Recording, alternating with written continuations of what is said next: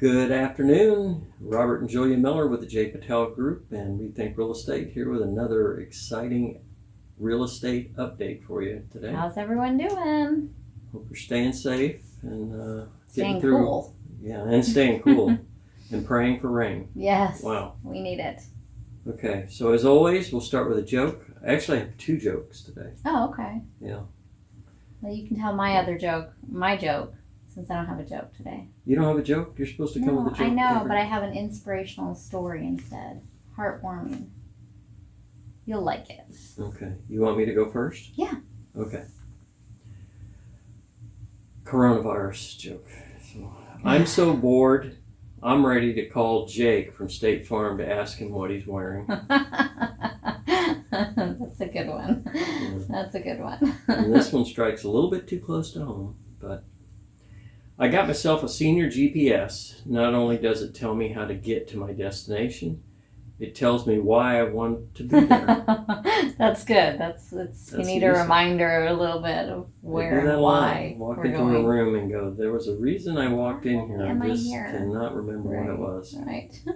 Or you're driving to one place and you have to remember to stop at the other place before you come home, and Oh yeah, we do that Forget. sometimes. yeah, I always forget.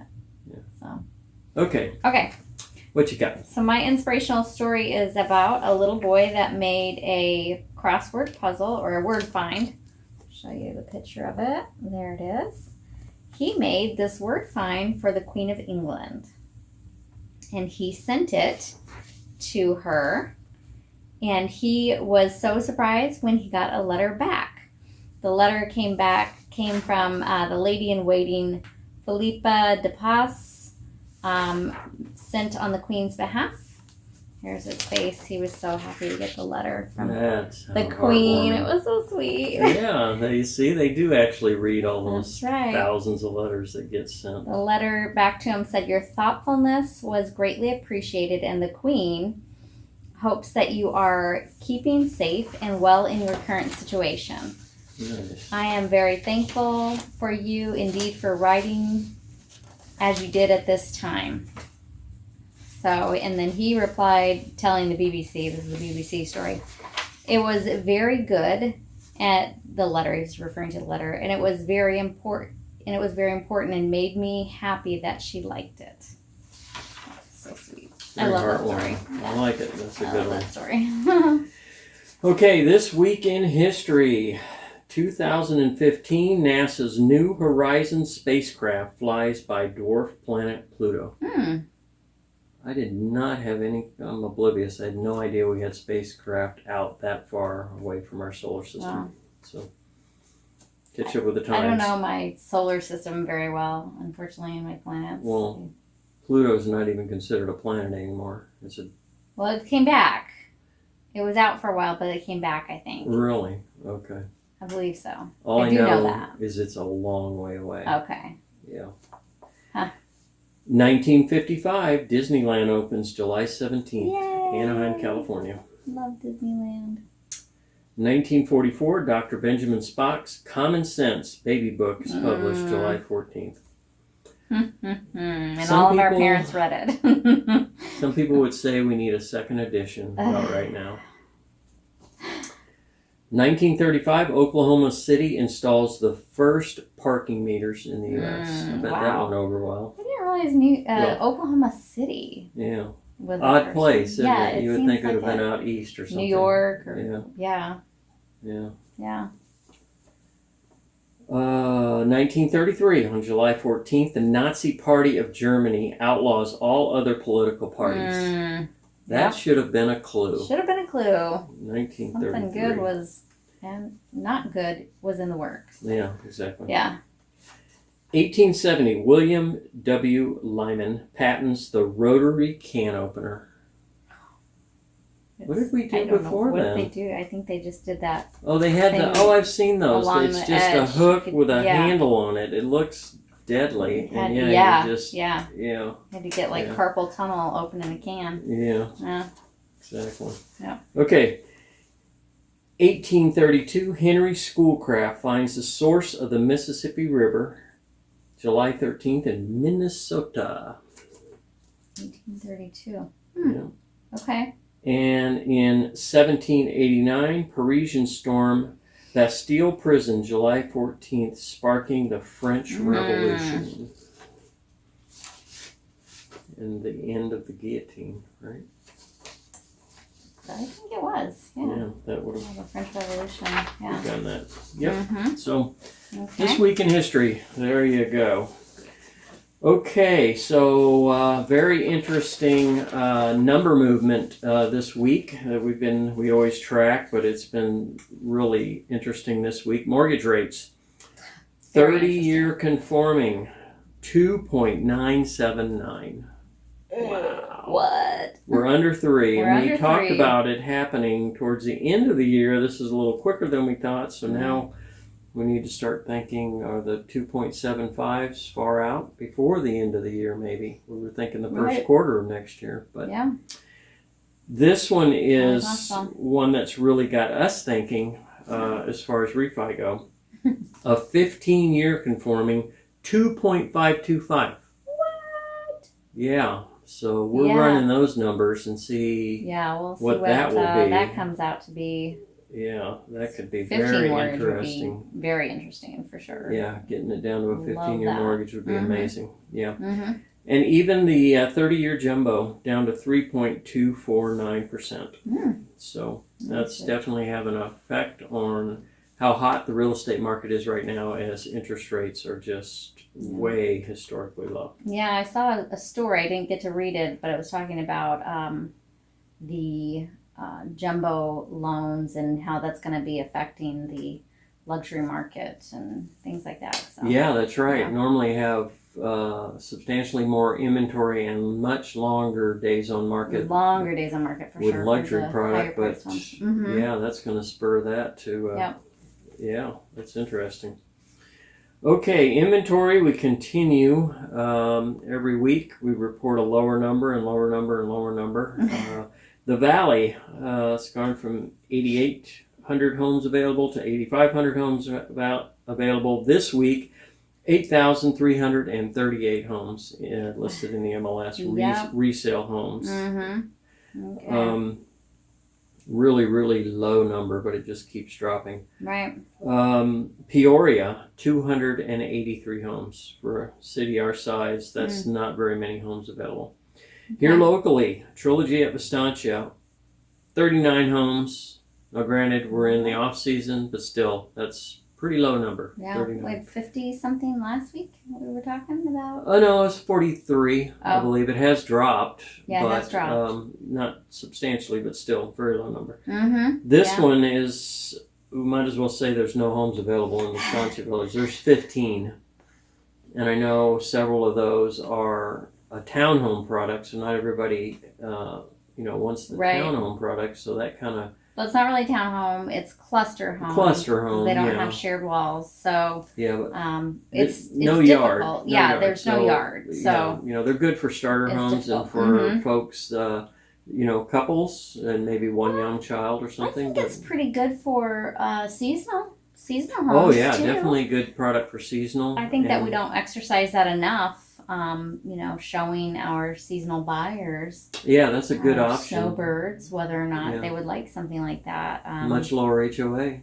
So in some of the active adult communities. So that's a good point. Yep. So just some information, some reports that came out, articles that I found kind of interested. Dated homes are becoming less of an issue, and that just goes hand in hand. When there's no inventory, buyers are going to get a little more tolerant and go, okay, it's got the bones, it's got the location, it's got the community, it's got the amenities, it's got the schools. We'll deal with it being dated, and we'll get it updated. Where in the past, it was like, no, I want something that's already been updated and is ready, lock and leave and lock and when turnkey. The inventory is greater, then you have more of a selection, so you can be a little more choosy. When there's not as much to choose from, you have to make a decision, and some people have to move. They've already sold their home or trying to get settled before the school year starts, whatever that may look like. Whatever that's going to be, and what that's going to look like. What it's going to look like, yeah. So Sight unseen home purchases, we're seeing an increase in that. Now, we're also seeing, on the flip side of that, we're doing a lot more narrated walkthrough videos. We're also doing Messenger with our clients so that they're actually walking through with us in real time. Way they can ask questions, they can ask us, can you go back and redo the kitchen, go a little slower this time, you buzz through it, I need to see it a little bit slower, show me under the cabinets. I think it's an excellent tool. I don't know why we haven't used it more in the past. We just never used it as much. Very convenient. Homes come and go on the market so quickly that sometimes you don't have time to have your client hop on a plane and come look at this house. They need to be here now. Sometimes they don't have time to drive across the valley. Yeah. It's unbelievable. Yeah. Housing construction, we've talked about them needing to be an integral part of this inventory crunch that we're in, and they are stepping up. They have posted double-digit gains last quarter, but we're still way short. Is that for building permits, or what do you mean? Buyer demand. They're not going to be able to hit or relieve the buyer demand by themselves. Oh no, So I really don't know what the answer is, but we've got to come up with more product for buyers, because we are going to have just way more buyers than we are sellers. So we're pretty much at that point. Yeah. And one interesting thing, we're always looking for the silver lining coming out of the pandemic and our shelter in place. Buyers are in a much stronger financial position with the COVID-19 because everybody's savings have gone up because they're just not out spending. They're not taking expensive vacations. They're not. Didn't we find a statistic a while back that said savings was up 40% or something? It was, I don't know if it was 40%, but it was pretty substantial. It was pretty high, it's still very good, and buyers are in a much stronger position, able to put larger down payments in and higher credit scores. So yeah. All good stuff. Okay, you got something for us on foreclosures and. Well, to kind of go along with that, foreclosures. I'm getting calls lately for foreclosures. People looking for the rock bottom deals and foreclosures, and some of these are investors, but some of them are people that want to fix and flip or just buy when they know they feel like the market's going to be going up. And a bit of misconception, right? Yeah. That they think, oh my gosh, there's so many people unemployed. That means there's got to be a bunch of foreclosures out there. And, right. And I want to kind of clear that up a little bit. Foreclosure filings, which includes default notices, scheduled auctions, bank repossessions, are all down in the first 6 months of this year by 44%. That's huge. Yeah. That is huge. Part of that, of course, is because there is, I think they're calling it a moratorium. Yeah, moratorium on foreclosures. The federal government has banned lenders from pursuing most delinquent loans until at least the end of August. And I don't see that changing. It's going to have to be in place through the end of August at least.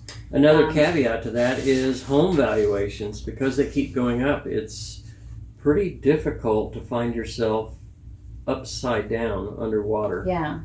If you're struggling in that position and maybe need to go rent, you can sell your home in a heartbeat. And but rents are high. Well, so they what are, you gonna do? But it's certainly better than a foreclosure. So and calling up your lender and getting them to work with you is again the first line of defense. First line. Call your lender. Call the lender. Yeah. There's usually something they can do if you're able to explain what's going on in your situation. The last thing a lender wants to do is foreclose. Yeah, it costs money. We used to hear 30% of what the loan value was, I believe, is what we used to hear back in the day. But. Yeah. What else you got? You got some new this is kind of hot a trends? buyer-seller trend. Yeah, buyer-seller trend. You can, if you're a seller, you can think about this, and you're thinking about making changes to your home. as a current home owner. These are just trends from Instagram. Instagram is huge right now, and has been for a while. It's emerging as a popular place to share home design pictures. Obviously, that's all Instagram is pictures. You can do a description, a pretty long description, but most people just scroll through and look at pictures. So I wanted to kind of highlight the trends, and they gave statistics on kitchens. What you might think is farmhouse, but you'd be surprised. It's not farmhouse as the number one design. It's modern. I would have said that. Modern. We are seeing so much quartz counter, white shaker cabinets, gray paint, and wood look tiling. I would not have said modern. Oh, I would. But this is number of posts, over 44,000 for the modern kitchen design versus only 20,000 or just over 20,000 of the farmhouse design. You got to remember, Fixer Upper is not on HGTV True. anymore, so that probably has lost a little of the polish. That could be. So then you brought up quartz countertops, and I thought the same thing. But actually, granite is almost double. More than double, actually. Granite countertops are getting more posts, 49,000. But they're a mainstay, you know. They are. They remain very popular for a long time, so that part doesn't surprise me. But and the favorite kitchen color? White. No surprise there. Yeah. Not much. That's what we're seeing primarily. And on the granite, a lot of what you're seeing is white granite. You're not seeing the brown so much. You're seeing much more white. Yeah, not so much the St. Cecilia, I think it was called, the nice rich browns with the mocha in it. And still see some. I like it still. But you're seeing a lot more of the white. But we went white. Yeah, we went white and gray in our kitchen. Cabinets are the same, maple cabinets. But So yeah, those are the hot trends from Instagram for your kitchen. Thank you. And one last thing, we got some credit tips for you to keep in mind. Most of these are pretty mainstay. One of them was something that was a little surprising. Make all your payments on time. Obviously, that has a huge impact on your credit score. So you definitely, you're trying to get the highest score so you get the best rate. When you're doing that, make all your payments on time. Avoid changes to debt. Don't go out and buy a car. Don't go get a new appliance package that you're planning on putting in this home. You know. Oh, so are we talking about during the application process? You're talking about when you're applying for a home loan. Okay. And any time during the process, because they check your credit again at the end. So yes, they don't do. think just because you've been approved that you're locked and loaded. And they check to make sure you're still employed. That's the new one with the current pandemic situation is they call your supervisor to make sure you are indeed still employed. So don't do anything. Just sit tight and wait until you close escrow, and then you can do whatever you want. Right. Go buy that boat or whatever. Whatever you want to buy, yeah. New appliances, wait. Now this is one that I hadn't given much thought to. It makes perfect sense. Don't dispute accounts. And that happens so many times. You know you've paid something off. Okay. It's showing up on your credit, but it's not having a huge impact. Just wait. Don't dispute it, because if you do, then it has to be cleared up before you can get approval. So it may be $100 on a JCPenney card that you haven't used in a dozen years. And you know you paid. Just wait. Okay. Get through the process, then go file your dispute and get it cleared up. That one, is counterintuitive to me. It is. You would think, I got to get everything cleared off my credit report, but that can actually hamper you. So don't do that.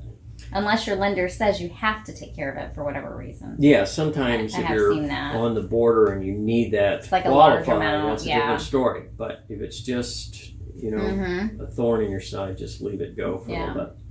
And finally, keep in touch. So important. Stay in touch with your mortgage loan officer and your real estate professional. We're here to answer questions. That's what we do. That's what we do. We're here as your guide, and so hold your hand through the process. Yeah, you're never bothering us. Please reach out, call.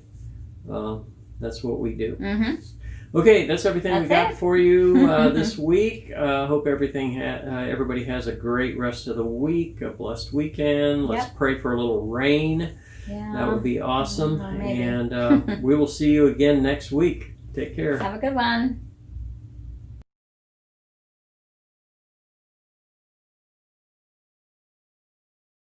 Here we go. Testing. What are you doing? Why are you smiling like that? You said I needed to smile more. Not that hard. God. Just relax. Relax a little. Somewhere in between. No sardines. Thank God. You didn't have any sardines, did you? No, I had garlic. Really? Yeah. Oh, yeah, you did, didn't you? Hey, back. Oh, well. It's okay. Why don't we get to watch it? I don't... Because ESPN has got it, so it's blacked out. It's not fair. That's not good. I'm writing my congressman. Yeah.